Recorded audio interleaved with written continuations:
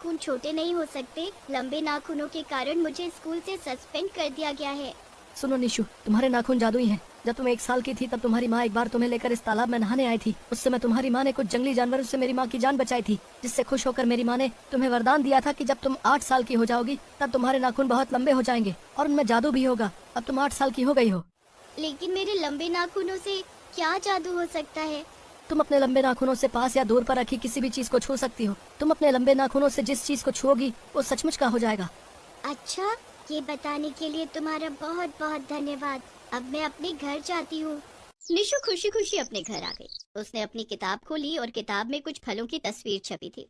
निशु ने उन फलों की तस्वीर को अपने लंबे जादुई नाखूनों से छुआ। तभी वे फल किताब से निकलकर बाहर आ गए। वे एकदम असली और ताजे फल जैसे दिख रहे थे।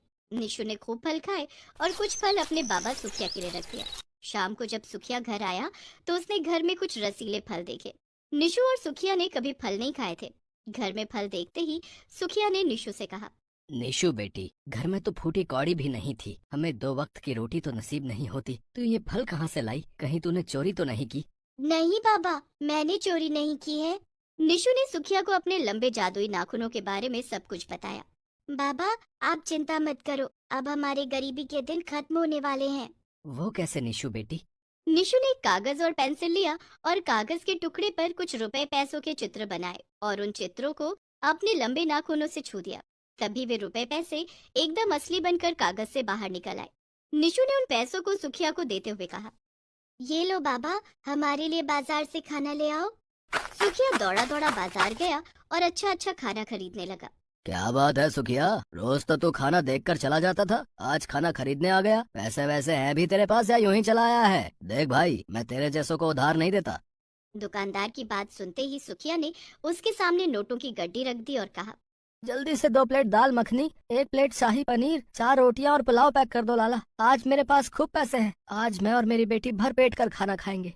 दुकानदार ने सुखिया को खाना पैक करके दे दिया। सुखिया खाना लेकर घर आया और दोनों बाप बेटी खाना खाकर सोने लगे। तभी निशु ने कहा, बाबा, आज से हम जमीन पर नहीं चारपाई पर सोएंगे। निशु ने कागज पर सुंदर सी चारपाई की तस्वीर बनाई और उसे अपने जादुई नाखूनों से छूकर सचमुच का बना दिया। उस रात दोनों बाप बेटी पहली बार चारपाई पर सोए। दोनों पहली बार चैन की नींद सो रहे थे। दूसरे दिन सुबह सुखिया काम पर जाने के लिए तैयार होने लगा। बाबा, अब आपको काम पर जाने की क्या जरूरत है? निशु ने झटपट एक कागज पर फिर से कुछ नोटों का चित्र बनाया और उसे अपने लंबे जादुई नाखूनों से छू दिया। वे नोट असली नोट बनकर कागज से बाहर आ गए। निशु ने उन नोटों को सुखिया को देते हुए कहा, ये लो बाबा, इन पैसों से हम अपना कुछ काम शुरू कर लेंगे। तू ठीक कह रही है निशु बेटी, अब अपने जादुई नाखूनों से हमारे लिए एक अच्छा सा घर भी बना दे। हम कब तक इस टूटी फूटी झोपड़ी में रहेंगे? अभी लो बाबा। निशु ने फिर से एक कागज पर सुंदर से घर की तस्वीर बनाई और उसे अपने नाखूनों से छू दिया। तभी वो घर कागज से बाहर निकलकर असली का बन गया।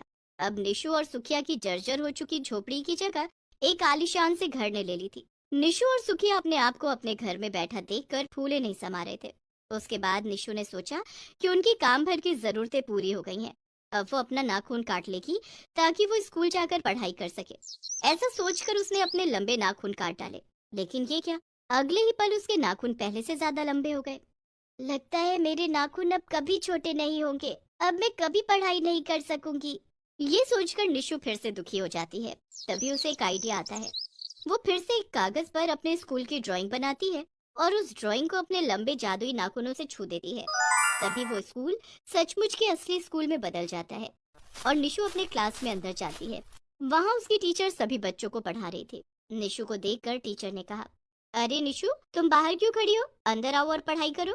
निशु खुशी खुशी क्लास के अंदर जाती है और पढ़ाई करने लगती है। इस तरह से निशु की पढ़ाई भी जारी रहती है। इधर निशु के बाबा सुखिया ने अपना खुद का कपड़ों का व्यापार शुरू कर लिया था। वो शहर के बने हुए कपड़े लाकर गांव में बेचने लगे, जहां उसके कपड़े अच्छी कीमतों पर बिकने लगे। धीरे धीरे सुखिया ने अपना व्यापार और बढ़ा लिया। निशु भी अपनी पढ़ाई अच्छे से कर रही थी। निशु के जादुई लंबे नाखूनों के कारण उसकी और सुखिया की जिंदगी ही बदल गई थी। उनके पास खूब पैसा था और उन्हें अब किसी चीज की कोई कमी नहीं थी।